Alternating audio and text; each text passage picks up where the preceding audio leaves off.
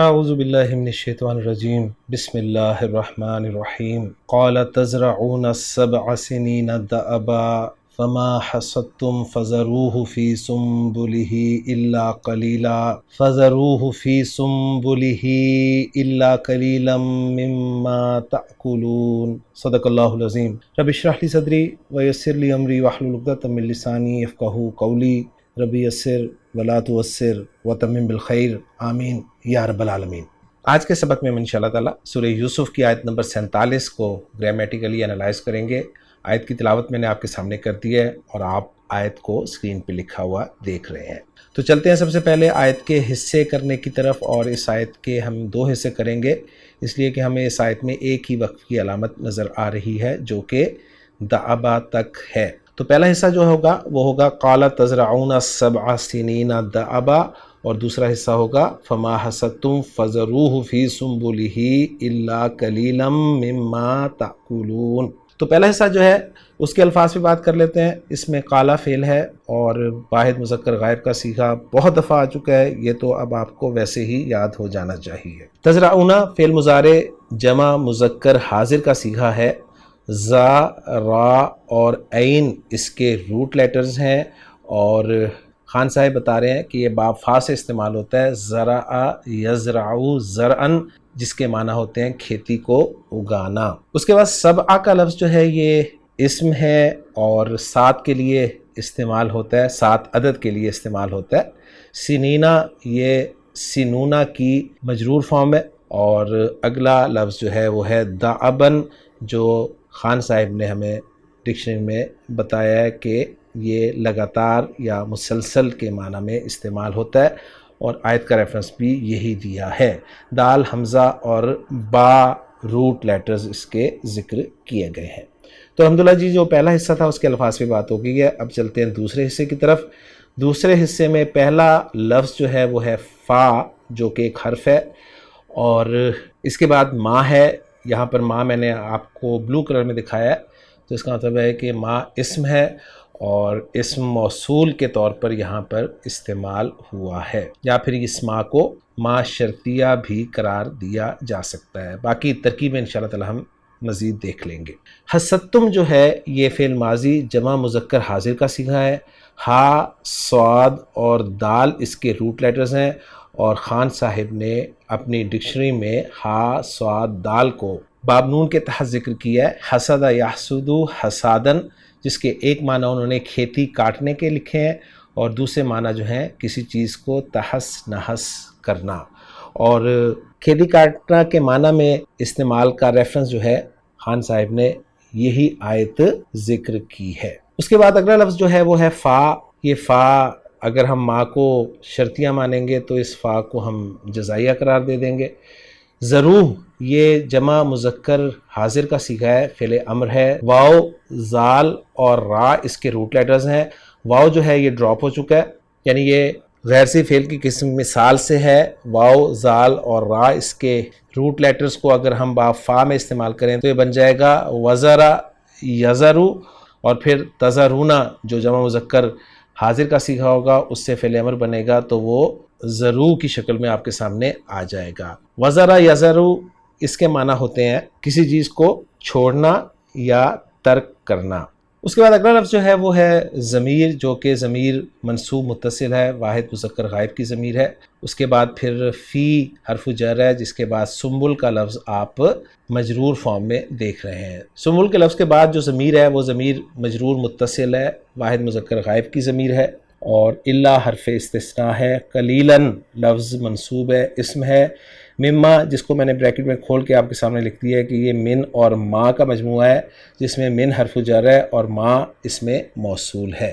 آخری لفظ جو اس آیت کا ہے وہ ہے تأکلون، جو کہ فعل مضارع جمع مذکر حاضر کا صیغہ ہے۔ حمزہ، کاف، لام اس کے روٹ لیٹرز ہیں، اور باب نون سے استعمال ہوتا ہے اکلا یاکلو، اکلن کھانا کے معنی میں۔ تو الحمدللہ جی، جو الفاظ تھے اس آیت کے وہ ہم نے اپنے طور پہ مکمل کر لیے ہیں۔ اب ہم دیکھتے ہیں ڈاکٹر عبدالرحیم صاحب کی ورکنگ کو، اور اس کے لیے میں دعوت دوں گا مفتی سعید صاحب کو کہ وہ آیت نمبر 47 کے ضمن میں ڈاکٹر عبدالرحیم صاحب کی ورکنگ جو کہ شرح المفردات اور ایضاحات النحویہ پر مشتمل ہے اس کو آپ کے سامنے بیان کریں۔ جناب مفتی سعید صاحب۔ اعوذ باللہ من الشیطان الرجیم، بسم اللہ الرحمن الرحیم۔ قال تزرعون 7 سنين دأبا فما حصدتم فذروه في سنبله إلا قليلا مما تأكلون، صدق اللہ العظیم۔ سورہ یوسف آیت نمبر 47۔ آیت گرامی سے متعلق شرح المفردات۔ کلمہ تزرعون کے ضمن میں عبارت ہے زرع الحب یزرع زرعا وزراعتا بذرہ فہو زارع، جمع زراع۔ اس عبارت میں ایک تو باب کی طرف اشارہ مقصود ہے کہ زرع یزرع باب فتح یفتح سے تعلق رکھتا ہے، دوسرے زرع کے ساتھ الحبہ مفعول بہ ذکر کر کے اشارہ مقصود ہے اس کے متعدی ہونے کی طرف۔ دو مصدر بتائے جا رہے ہیں زرعن اور زراعتن۔ معنی بتایا جا رہا ہے بازارہ، یعنی جب کہا جائے گا زرع فلان الحبہ تو اس کا معنی ہوگا بازارہ کہ فلاں نے بیج کاشت کیے، اور اس میں فاعل ہے زارع بمعنی کاشتکار، اور اس کی جمع زراع بروزن فعال۔ کلمہ دأبن کے ضمن میں عبارت ہے دأب فی العمل یدأب دأبا بسکون الحمزة وتحرک ودؤوبا جد وتعب فہو دائب۔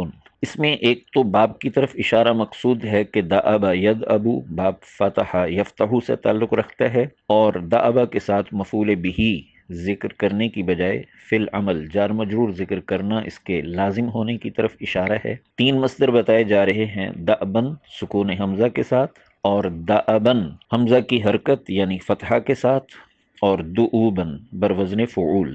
معنی بتایا جا رہا ہے جد و تعیبہ، یعنی دأب فی العمل کا معنی ہوگا فلان جد فی العمل و تعیبہ کہ فلاں نے اپنے کام میں محنت کی اور تھک گیا، یعنی تھکاوٹ کی حد تک محنت کرنا دأب کہلاتا ہے۔ اس سے اس میں فاعل ہے دائب، لیکن ایسا شخص جو مسلسل انتھک محنت کرے کسی کام میں اس کے لیے صیغہ صفت دؤوب بروزن فعول بھی استعمال ہو جاتا ہے۔ کلمہ فما حصدتم کے ضمن میں عبارت ہے حصد الزرع یحصد من بابی ضرب ونصر حصدا وحصادا قطعه بالمنجل فهو محصود وحصید۔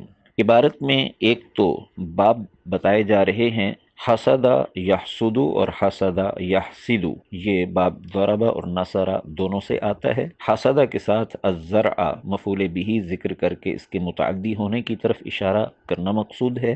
دو مصدر بتائے جا رہے ہیں حسدن اور حسادن۔ حساد مصدر قرآن حکیم کی اس آیت میں استعمال ہوا ہے وآتوا حقہ یوم حصادہ۔ معنی بتایا جا رہا ہے قطعہ بالمنجل، یعنی حسد فلان الزرع کا معنی ہوگا فلان قطع الزرع بالمنجل کہ فلاں شخص نے کھیتی کو درانتی کے ذریعے کاٹا۔ اور کٹی ہوئی کھیتی کے لیے ایک تو اس میں مفعول استعمال ہوگا محسود، اور اسی معنی میں حصید بروزن فعیل صیغہ صفت بھی استعمال ہو جاتا ہے، چنانچہ قرآن حکیم میں بھی استعمال ہوا ہے وحب الحصید۔ کلمہ فذروہ کے ضمن میں عبارت ہے وزیر الشیء یذرہ ترکہ امیت ماضیہ ومصدرہ ولا یستعمل منہ اسم الفاعل واذا ارید الماضی قیل ترک۔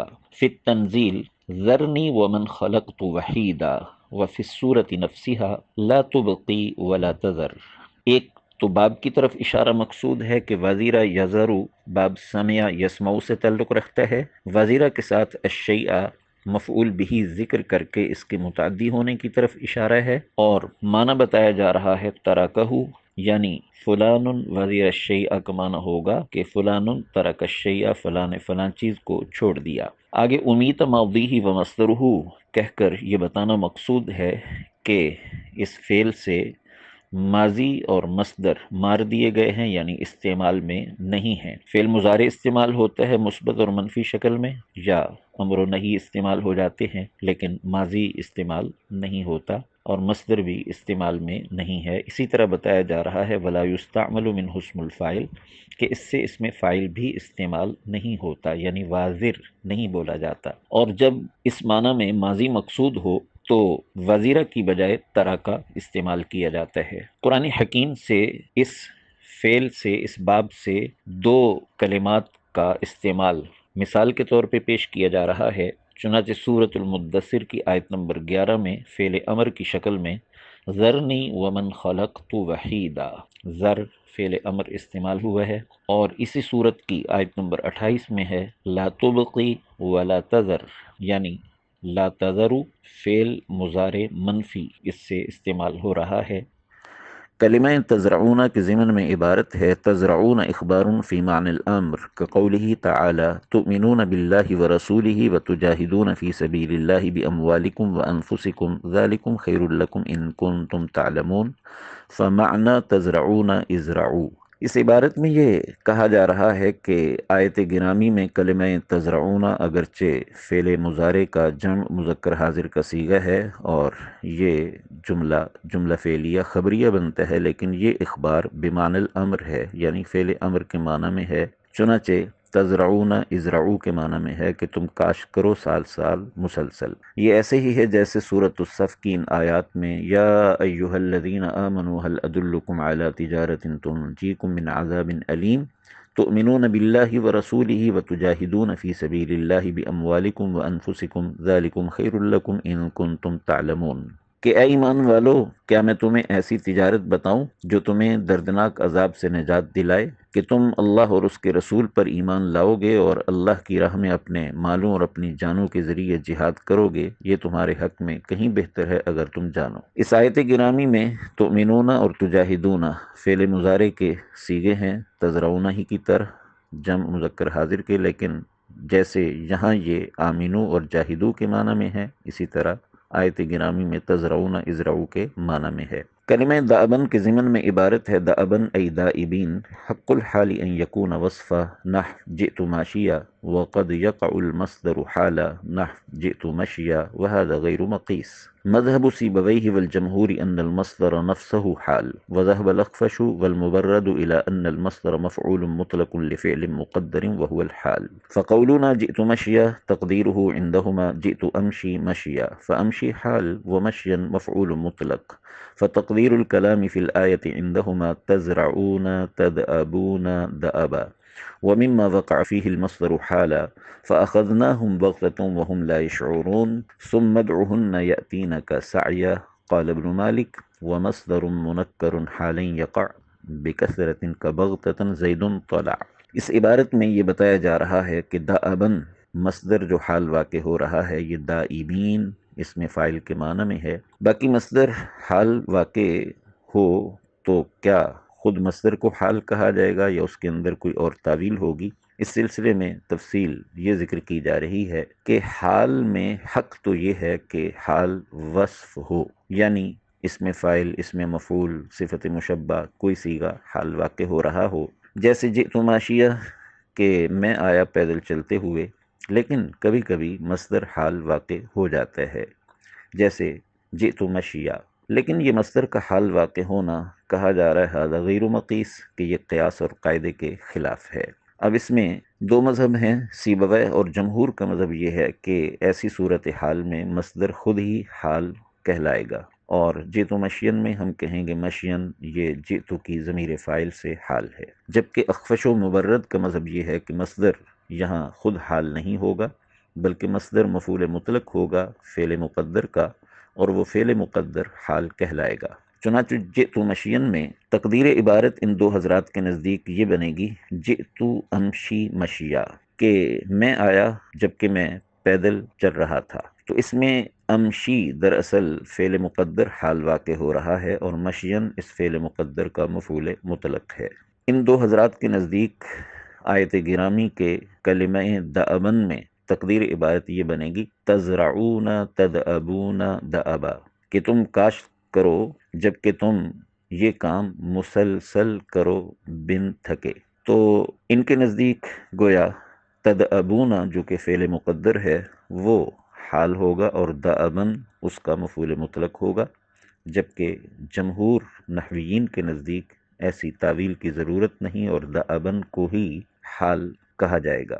آگے قرآن حکیم سے مصدر کے حال واقع ہونے کی دو مثالیں پیش کی جا رہی ہیں۔ فَأَخَذْنَاهُمْ بَغْتَةً وَهُمْ لَا يَشْعُرُونَ، اس میں بغتتاً یہ اخذنا کی ضمیر فاعل سے حال واقع ہو رہا ہے۔ اب اس میں جمہور کے نزدیک کسی تعویل کی ضرورت نہیں ہوگی، جبکہ اخفش و مبرد کے نزدیک آیت میں تعویل یہ ہوگی، تقدیر عبارت ہوگی فَأَخَذْنَاهُمْ نَبْغَةُ بَغْتَةً، کہ ہم نے انہیں پکڑا جبکہ ہم بالکل یہ کام اچانک کر رہے تھے اور وہ شعور بھی نہ رکھتے تھے۔ دوسری مثال ہے ثُمَّ ادْعُهُنَّ يَأْتِينَكَ سَعْيًا، کہ حضرت ابراہیم علیہ السلام کو کہا جا رہا ہے کہ آپ ان پرندوں کو آواز دیں، وہ دوڑتے ہوئے آپ کے پاس آئیں گے۔ جمہور کے نزدیک سعین خود حال کہلائے گا، جبکہ اخفش و مبرد کے نزدیک تقدیر عبارت ہوگی یأتینا کا یسعین سعیا، اور سعین یسعین کا مفعول مطلق، یسعین فعل مقدر، یہ یاتینا کی ضمیر فاعل سے حال ہوگا۔ الفی ابن مالک کے شعر پیش کیا جا رہا ہے وَمَصْدَرٌ مُنَكَّرٌ حَالٍ يَقَعْ بِكَثْرَةٍ كَبَغْتَةٍ زَيْدٌ طَلَعَ، کہ نکرہ شکل میں مصدر حال واقع ہوتا رہتا ہے کثرت سے، جیسے بغتتاً زید طلع۔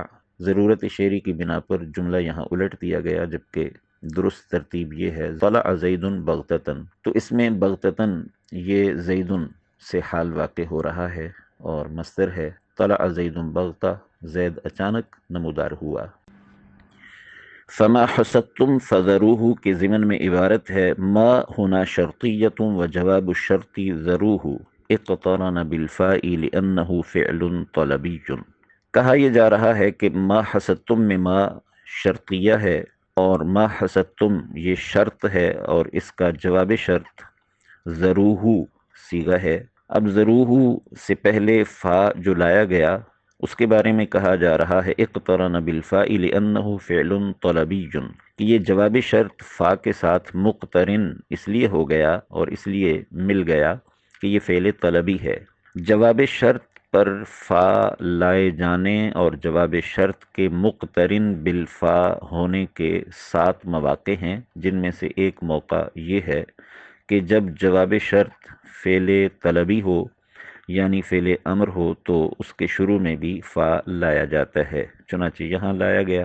آگے فی سنبلہ کے ضمن میں کہا جا رہا ہے لم یقل فی سنابلہ لأن السنبل اسم جنس جمعی، کہ فی سنبلہ میں سنبل کی جگہ سنابل جمع کا صیغہ اختیار نہیں کیا گیا، اس لیے کہ سنبل خود اسم جنس جمعی ہے، اور اسم جنس جمعی ہونے کا مطلب یہ ہے کہ اس کا واحد کا صیغہ بنانا چاہیں تو اسی کے ساتھ گول تا کا اضافہ ہو کر بنے گا سنبلتن، اور یہ تائے وحدت بھی کہلاتی ہے۔ تو سنبل خود اسم جنس جمعی ہونے کے ناطے قلیل و کثیر پر دلالت کر رہا ہے، لہٰذا سنابل جمع لانے کی ضرورت نہ تھی۔ آگے الا قلیلا مما تاکلون کے ضمن میں کہا جا رہا ہے قلیلا مستثنى جاء بعد کلام تام موجب وحکمہ وجوب النصب۔ الکلام التام هو الذي ذکر فيه المستثنى منه وهو هنا الهاء في فذروه، والمراد بالموجب ما خلا من النفي والنهي والاستفهام، وإليك أمثلة للمستثنى الواقع بعد كلام تام موجب حضر الطلاب كلهم إلا إبراهيم يغفر الله الذنوب كلها إلا الشرك سافرت إلى البلاد الآسوية كلها إلا اليابان۔ اس عبارت میں یہ کہا جا رہا ہے الا قلیلا مما تأکلون میں جو الا حرف استثناء ہے اور اس کے بعد قلیلا مستثنیٰ بإلا ہے، اس پر اعراب کیا ہوگا؟ تو کہا جا رہا ہے کہ یہ مستثنیٰ وہ ہے کہ جو کلام تام موجب کے بعد آ رہا ہے، یعنی ایسا کلام جس میں مستثنیٰ منہ مذکور ہے اور اس میں نفی یا نہی یا استفہام بھی نہیں ہے، تو جب ایسے کلام تام موجب کے بعد مستثنیٰ بإلا واقع ہو تو اس کے بارے میں کہا جا رہا ہے وَحُکْمُهُ وُجُوبُ النَّصْب، اس کا حکم نصب کا واجب ہونا ہے، لہذا یہاں قلیلاً کو منصوب لایا گیا۔ اب کلام تام اور کلام موجب کیا ہوتا ہے اس کی وضاحت کی جا رہی ہے۔ والکلام التام هو الذي ذکر فیہ المستثنى منہ، کلام تام وہ ہے کہ جس میں مستثنی منہ مذکور ہو، اور یہاں وہ مستثنی منہ کیا ہے تو بتایا جا رہا ہے وَهُوَ هُنَا الْهَاءُ فِي فَذَرُوهُ، فَذَرُوهُ کے اندر جو ہا ضمیر ہے یہ مستثنی منہ ہے۔ اور کلام موجب ہونے سے مراد یہ ہے کہ وہ کلام جو کہ نفی، نہی اور استفہام سے خالی ہو۔ چنانچہ یہاں بھی فَذَرُوهُ، اس میں نہ نفی ہے، نہ نہی ہے، نہ استفہام ہے۔ اب اس کی کچھ مثالیں پیش کی جا رہی ہیں کہ کلام تام موجب کے بعد واقع ہونے والے مستثنی بِإِلَّا وہ کیسے منصوب ہوتا ہے۔ چنانچہ 3 مثالیں پیش کی جا رہی ہیں کہ مستثنی منہ مرفوع ہو، مستثنی منہ منصوب ہو، مستثنی منہ مجرور ہو، تینوں حالتوں میں مستثنی منصوب ہی آ رہا ہے۔ چنانچہ حضرت طلاب کلہم الا ابراہیم، تمام طالب علم حاضر ہو گئے سوائے ابراہیم کے۔ اس میں الطلاب کلہم حضرہ کا فاعل ہونے کے ناطے مرفوع ہے، جبکہ ابراہیم اس پر نصب ہی آ رہا ہے، اور وجوب نصب اس کا حکم ہے، اس لیے کہ پیچھے کلام تام موجب ہے۔ یغفر اللہ الذنوب کلہا الا الشرک، کہ اللہ تمام گناہوں کو بخش دیتے ہیں سوائے شرک کے۔ اس میں الذنوب کلہا یہ یغفر اللہ کا مفعول بھی ہونے کے ناطے منصوب ہے، لیکن اس سے واقع ہونے والا مستثنی بِإِلَّا الشرک یہ منصوب شکل میں اس لیے آ رہا ہے کہ اس کا حکم وجوب نصب ہے۔ سافرت الی البلاد الآسیویۃ کلھا الا الیابان، کہ میں نے تمام ایشیائی ملکوں کا سفر کیا سوائے جاپان کے۔ تو اس میں الی البلاد الآسیویۃ میں البلاد الآسیویۃ یہ مجرور بِإِلَّا ہے، لیکن اس سے واقع ہونے والا مستثنی الیابان یہ منصوب شکل میں آ رہا ہے، اس لیے کہ کلام موجب تام کے بعد واقع ہونے والا یہ مستثنی بِإِلَّا منصوب ہی ہو سکتا ہے۔ آگے عبارت ہے مما تأکلون، الجملۃ تأکلون صلۃ الموصول والعائد محذوف والتقدیر مما تأکلونہ۔ اس میں یہ بتایا جا رہا ہے کہ تأکلون جملہ یہ ما موصول کا صلہ واقع ہو رہا ہے، اور جب جملہ صلہ واقع ہو تو اس کے اندر کسی عائد کا ہونا ضروری ہوتا ہے۔ یہاں عائد کیا ہے تو بتایا جا رہا ہے کہ عائد محذوف ہے، اور تقدیر عبارت ہے مما تأکلونہ، تو یہ آخری ہو ضمیر یہ ضمیر عائد کہلائے گی جو کہ لوٹ رہی ہے ما موصول کی طرف۔ تو الحمدللہ آپ نے مفتی سعید صاحب کی زبانی آیت نمبر 47 کے تحت شرح المفردات اور ایضاحات النحویہ کو جو ڈاکٹر عبدالرحیم صاحب نے آپ کے لیے لکھے تھے وہ سمجھ لیے۔ اب ہم چلتے ہیں اس آیت کے اعراب کی طرف، اور اس آیت کے اعراب کے سلسلے میں جو ہم نے پہلا جملہ بنایا تھا اس کو انالائز کرنے کی کوشش کرتے ہیں۔ کالا فعل ہے، اور کالا کا فاعل ہمیں آگے نظر نہیں آ رہا، لہٰذا اس کے اندر جو ہوا کی ضمیر ہے، ضمیر مرفوع متصل، اس کو ہی ہم اس کا فاعل قرار دیں گے، اور یہ ہوا کی ضمیر جو ہے حضرت یوسف علیہ السلام کی طرف لوٹے گی۔ کالا فعل کے بعد اب ہمیں مفعول بھی چاہیے جو کہ مقبول القول بنے گا، اور وہ شروع ہو رہا ہے تزرعون فعل سے۔ اب ہم مقبول القول کو انالائز کرنے کی کوشش کرتے ہیں۔ تزرعون فعل اور فاعل کا مجموعہ ہے، واو ضمیر مرفوع متصل اس کا فاعل ہے، اور سبعہ جو ہے یہ مضاف ہے جس کا مضاف الیہ سنینہ ہے۔ پھر یہ مضاف اپنے مضاف الیہ سے مل کر یہاں پر ظرف زماں کا کام دے رہا ہے، اور یہ بات ہم اچھی طرح جانتے ہیں کہ یہ ظرف اور جار مجرور جو ہیں یہ عام طور پر فعل کے متعلق ہی ہوتے ہیں۔ اگلا لفظ جو ہے دعبن، اس کو محمود صافی صاحب نے ایک رائے کے مطابق تو مفعول مطلق قرار دیا ہے، اور ایک محذوف فعل کے لیے، یعنی منصوب تو ہے ہی ہے، لیکن اس کے منصوب ہونے کی ایک وجہ انہوں نے لکھی ہے کہ مفعول مطلق ہے ایک فعل محذوف کا، اور دوسری وجہ انہوں نے اس کی لکھی ہے کہ یہ حال کے طور پر استعمال ہوا ہے، اور چونکہ مصدر ہے اور مصدر ہم جانتے ہیں کہ حال کے طور پر استعمال ہو سکتا ہے، تو گویا یہ دائبینہ یا ذوی دعبن کے قائم مقام ہے۔ تو یہ دونوں آراء جو انہوں نے ذکر کی تھی وہ میں نے آپ کے سامنے پیش کر دی ہیں۔ تو جو پہلا جملہ ہم نے بنایا تھا اس آیت کا تزرعون سبع سنین دعبن، جو ہے یہ پورا جملہ فعلیہ جو ہے یہ محلاً منصوب مقول القول مفعول بھی بن جائے گا قالا فعل کے لیے، اور قالا فعل اپنے فاعل اور مفعول سے مل کر جملہ فعلیہ بن جائے گا۔ تو اتنے حصے کو میں نے یہاں پر آپ کے لیے کلوز کر دیا ہے۔ اب جو دوسرا حصہ ہے اس کو انالائز کرنے کی کوشش کرتے ہیں، اور یہ بھی اصل میں اس مقول القول کا ہی ایک حصہ ہوگا جس کو فا عاطفہ کے ذریعے جوڑا گیا ہے۔ تو فا جو ہے یہ عاطفہ ہے، ما کو اس میں شرط قرار دیا گیا ہے، اور ما اس میں شرط ہو یا ما موصولہ ہو، یہ جب بھی جملے میں استعمال ہوتے ہیں تو یہ چونکہ اسم کے طور پہ استعمال ہوتے ہیں تو اسم جو ہے وہ جملے کا پارٹ ہی بنتا ہے۔ تو یہ جو ما اس میں شرط ہے اس کو ہم محلاً منصوب مفعول بہ مقدم قرار دیں گے حسدتم فعل کے لیے۔ تو ما حسدتم یہ جملہ جو ہے یہ آپ کا شرط بن جائے گا، جس میں حسدتم فعل اور فاعل کا مجموعہ ہے، تم ضمیر مرفوع متصل اس کا فاعل ہے، تو حسدتم فعل اپنے فاعل اور اپنے مفعول بھی مقدم سے مل کر جملہ فعلیہ ہو کر شرط بن جائے گا، جس کا پھر جواب الشرط جو ہے وہ آگے آ رہا ہے، جس پر فا داخل ہوئی ہے، اور وہ ہے ذروہ فی سنبلہ الا قلیلا مما تاکلون۔ اب میں جواب شرط کو آپ کے سامنے انالائز کرنے لگا ہوں۔ فا یہ جزائیہ ہے، یعنی وہ فا ہے جو شرط کے جواب پر آتا ہے، اور ضرور جو ہے یہ فعل اور فاعل کا مجموعہ ہے، واو ضمیر مرفوع متصل اس کا فاعل ہے، ہا ضمیر منصوب متصل مفعول بہ، اور یہ ضمیر جو ہے یہ ما کی طرف لوٹ رہی ہے، فی سنبلہ یہ جار مجرور کا مجموعہ ہے جس میں فی حرف جر ہے، اور سنبلہ مضاف مضاف الیہ ہو کر مجرور ہو جائے گا، اور یہ متعلق ہو جائے گا ضرور فعل کے۔ اللہ کو حرف استثناء قرار دیا گیا ہے، اور قلیلاً جو ہے یہ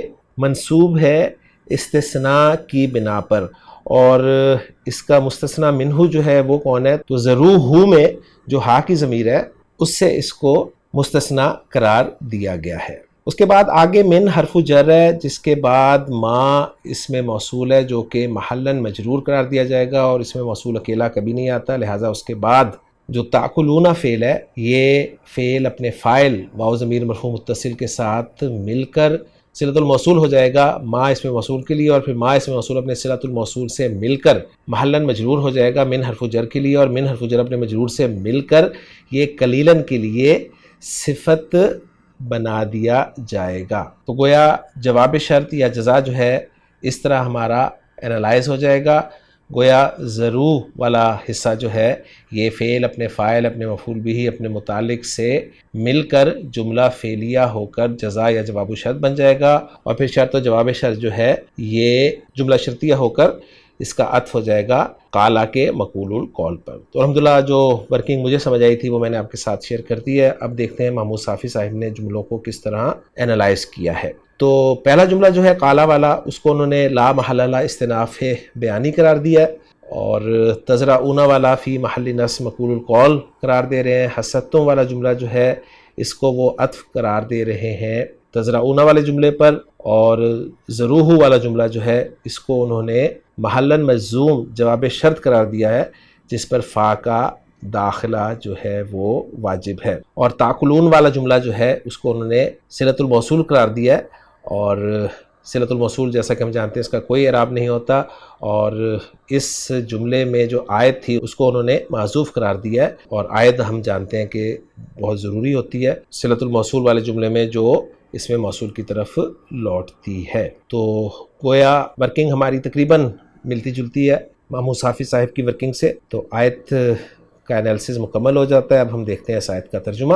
عبدالسلام صاحب اس آیت کا ترجمہ کچھ یوں کر رہے ہیں، قالا اس نے کہا تزرعون 7 سنین دأبا تم 7 سال پے در پے یعنی لگاتار کاشت کرو گے، فما حصدتم تو جو کاٹو، فذروہ فی سنبلہ اسے اس کے خوشے میں رہنے دو، الا قلیلا مما تاکلون مگر تھوڑا سا وہ جو تم کھا لو۔ تو الحمدللہ جی آیت نمبر 47 ہماری مکمل ہو گئی ہے سورہ یوسف کی۔ انشاءاللہ تعالی اگلے لیکچر میں اگلی آیت کے ساتھ آپ سے ملاقات ہوگی۔ سبحانک اللہم و بحمدک، اشہد ان لا الہ الا انت، استغفرک و اتوب الیک۔